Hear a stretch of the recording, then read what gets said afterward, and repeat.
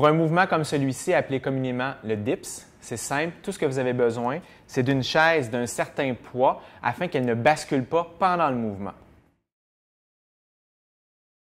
Mettez les mains de chaque côté du corps sur le dossier, comme dans ce cas-ci. Vous inspirez dans la descente et vous expirez dans la montée.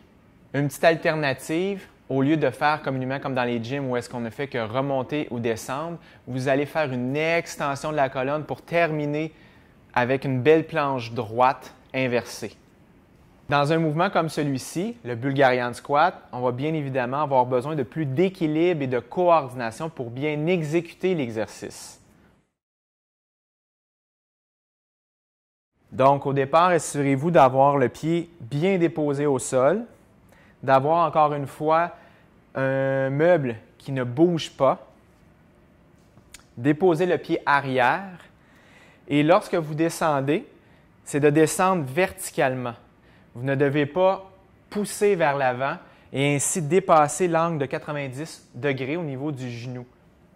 Donc, une fois que vous êtes positionné, pour les mains, vous pouvez le faire avec les mains derrière la nuque, les bras sur le torse ou bien les bras tendus de chaque côté pour avoir un peu plus d'équilibre. Dans la descente, c'est de inspirer, 90 degrés, expirer dans la remontée. Inspirer. Dans un mouvement comme le Superman où vous êtes couché sur le ventre, assurez-vous de bien respirer même si vous êtes justement appuyé sur votre ventre. Donc, vous inspirez lorsque vous êtes détendu au sol et vous expirez lorsque vous faites l'élongation du corps. Donc, imaginez que vous avez des cordes au bout des doigts qui vous tirent vers l'avant et des cordes au bout des orteils qui vous tirent vers l'arrière. Donc, prenez de l'expansion, prenez de la longueur dans les deux sens opposés. Enfin, essayez de penser à contracter les muscles fessiers et les muscles ischio-jambiers, donc derrière les cuisses, lors de la montée des jambes pour les travailler en plus de travailler les muscles lombaires, les muscles du bas de votre dos. Donc, dans un mouvement comme celui-ci, ce qui est important, c'est d'observer les mêmes consignes que lors d'un push-up plus traditionnel, c'est-à-dire de descendre environ 2 à 3 pouces le menton du sol, de conserver une position bien droite au niveau du dos, de ne pas surélever les fessiers ou de creuser le dos pour se faire mal au niveau des lombaires. Et pour arriver à faire cela, c'est important de maintenir une bonne contraction de la sangle abdominale en tout temps.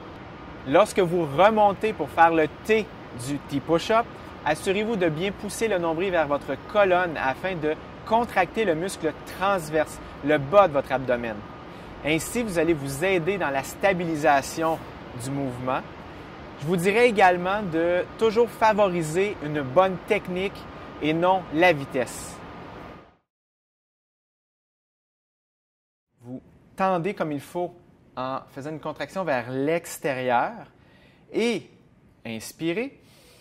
Expirez, vous passez au-dessus de la tête tout en gardant la cervelle bien tendue. Inspirez. Expirez.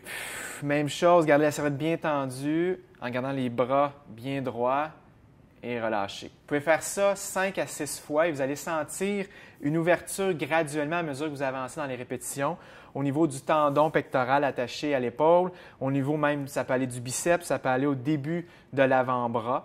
Et plus vous allez en faire, plus vous allez sentir une ouverture au niveau du tronc. Ça fait vraiment beaucoup de bien.